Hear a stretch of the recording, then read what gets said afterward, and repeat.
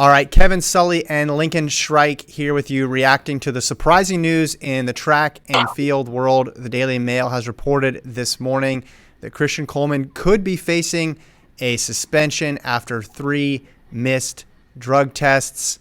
Lincoln, your first reaction when you heard this news? It's obviously it's always shocking anytime anything related to a doping violation or a ban comes out. It's always shocking, even with the history, the unfortunate history in track and field with violations like the one that could be handed down to Christian Coleman.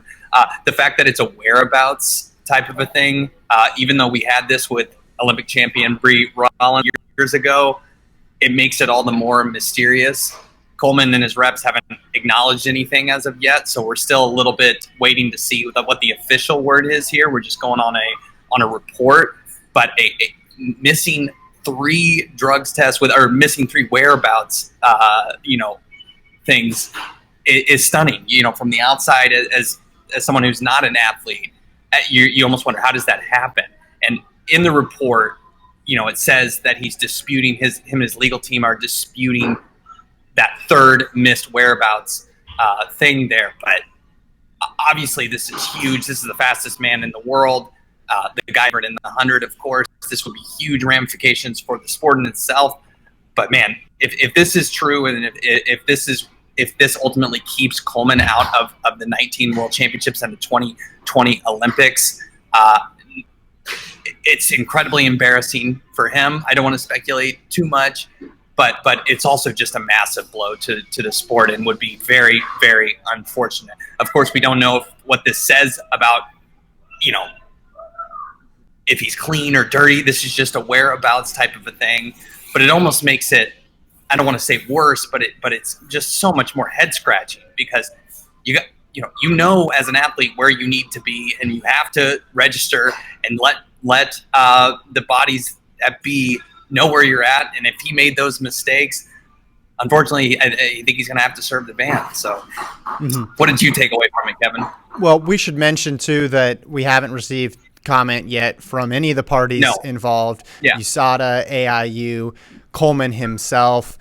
Yeah, like you, I was surprised, and I guess we shouldn't be, because this is the history of the sport and we know that these things can happen. I immediately thought back to the example that you gave from McNeil in 2016, had the opportunity to talk to her for a story last year on that, and really gave me insight into that whole process, which, yes, it is onerous. It's also something that athletes agree to and sign on to, and you have to be there for that hour. Now, in her situation, the ban got reduced to just a year. It was just 12 months. But we don't know, add this to the list of questions, we don't know when this, if he does have to sit out, when it would start. Is it backdated to the last test or when? So we don't know if it would mean the Olympics. Now, the World Championships are so late this year that a year ban from here would also put him out of Tokyo as well.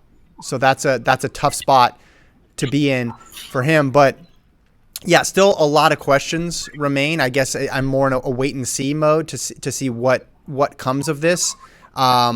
With previous situations, they've tried to be very accommodating. I know there's an app where you can update your location instantaneously almost. Now, you can't do it once the hour starts, you can't do it. But, these are busy people with crazy lives. And I think a lot of times we overestimate the amount of people that are around track and field athletes, like the managers and handlers. They're not there maybe that they are in other sports. And the other key thing that I remember is they just notify the athlete. This isn't something that gets told, unless they've made reforms in the process since last year. This isn't something that gets told to the agent or the coach. It's just the athlete. So if the athlete keeps it to themselves after 2 tests, there's no outside influence there of perhaps even helping them and saying, hey, make sure you get this done. Make sure you get this done. But I'm with you. I mean, we should also point out the last 2 years he's been tested 20 times total minimum according to USADA database. So that's in competition, out of competition, from USA Anti-Doping, and also from affiliated tests done, in conjunction with USADA. So the number is at least 20 tests. I also think back, I don't know if you remember this, Lincoln, indoors last year, the first time he broke the world record, there wasn't drug testing available at Clemson, and that night they got in a car and drove several hours to Atlanta to try to participate, try to get a drug test. Now, if you're skeptical, all these things don't amount to much.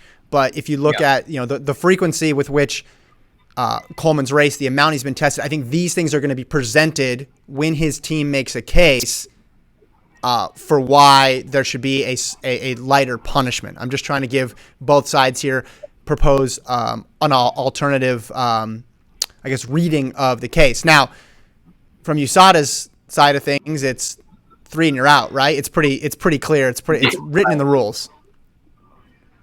Yeah, exactly. And that's why if you're a Coleman fan or a fan of U.S. sprinting, you're very much nervous right now. I think we're all on pins and needles here because this, like we said, with McNeil, it ended up with a ban. And if he just gets it knocked down to a year from 2 years, he's going to be out for the Olympics. I mean, this would the prime of his career here. And I think you do bring up a good point last year when he broke that 60-meter world record at Clemson, I think, for the first time. And there was, I remember on Twitter, he was saying, I've got to drive to Atlanta now to try to get a drug test before midnight. So obviously, I don't know if that will be applied, anything like that, but seemingly on the outside, he's been responsible before. And I just can't imagine someone as accomplished as Coleman, like you said, and I know we're just spitballing here, but would keep a second notice of a whereabouts miss to himself.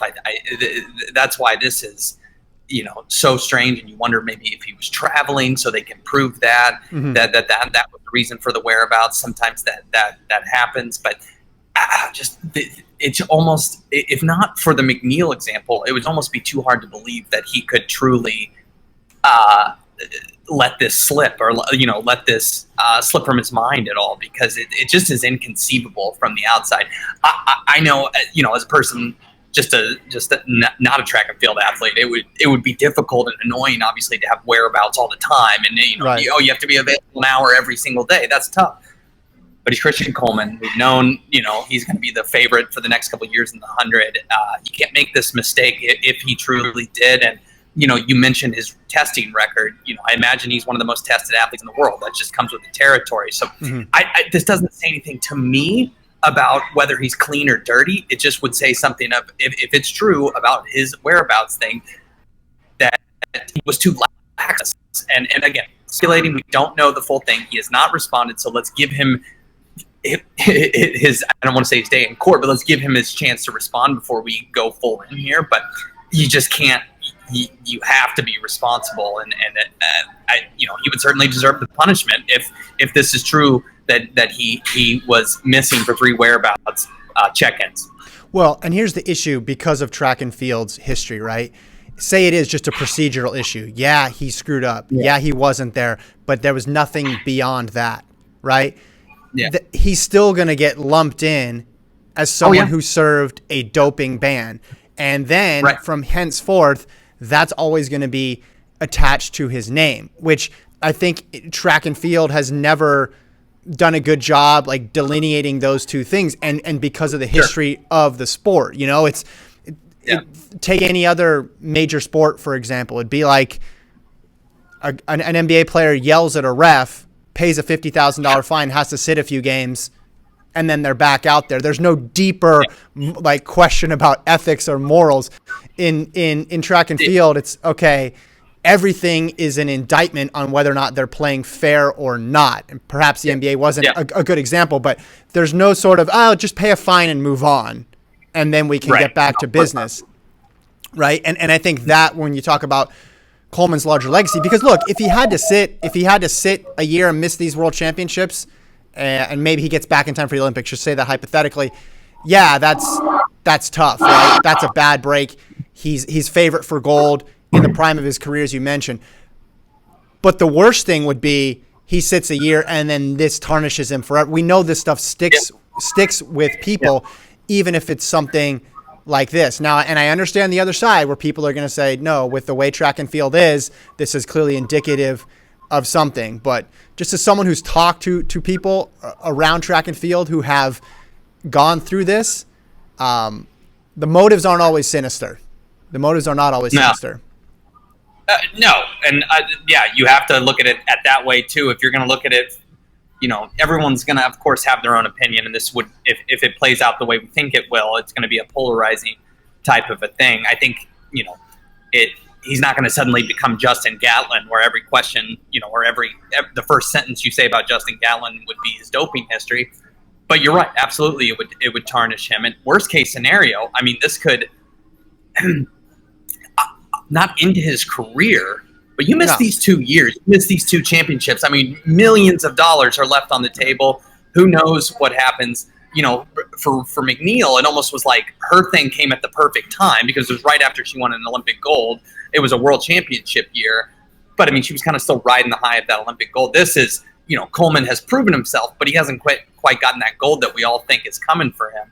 And if he misses this chance, I just don't know if he can get back to that. So, of course, it's always going to be the first question asked about Christian Coleman if this plays out the way it looks on paper right now. And man, if it's just 3 missed tests and it's not an egregious mistake, and it's, it was not with ill intent, it was just basically a clerical error on his part. Wow, how unfortunate for him and really for the sport overall. Yeah, he would ultimately still be responsible, but again, I just wish there was some. I wish there was some step in between those 2 extremes of no. And there has to be. Yeah. There has to be protocol, right? Because I mean, you could if you don't limit it to the number of missed tests, then athletes are going to miss every test, right? There has to be protocol, and I think 3 strikes and you're out. I mean, we're used to that, obviously, in sports. That makes sense as a system here, and it's inexcusable. Certainly, if he did in fact miss 3, not give his whereabouts, you can't, like the rules say, that qualifies as a basically a positive test. I mean, it's not a positive test, of course, but in the rules, it's basically equivalent. So. You just can't have it happen, and if that comes down, I think he's going to have to serve his ban. Well, we know as fans of other sports that track and field is the most stringent, pretty much, of any other, especially if you want to compare it to major pro sports in the United States. It's more stringent than any of those. And then amongst track and field, U.S. Anti-Doping Agency is up there with all, some of the most stringent in track and field. So you're talking about a incredibly serious system, one that's has very, very strong protocols. I know it gets a lot of flack a lot of times, and it's trying to enforce rules that are sometimes very difficult to enforce, and trying to draw lines sometimes where there aren't clear lines. And we've seen that with recent cases in the past. Unfortunately, I don't know when it all started. I would say, doping has always been part of track and field, but it's kind of a self-inflicted type of a thing. I mean, we in the media sometimes feel like it's our obligation to always be chasing doping stories, and it is different in other sports. And I think there is some good and bad that comes with that. But yes, the rules may not have been the same in the NFL, but everyone knows track and field's a little bit different. Well, the rules aren't within track and field. The rules aren't even the same from country to country. That's the issue here, right? That's a bigger issue before people rush to say track is before people rush to say track is dirtier than other sports, or before people rush to say America is dirtier than other countries.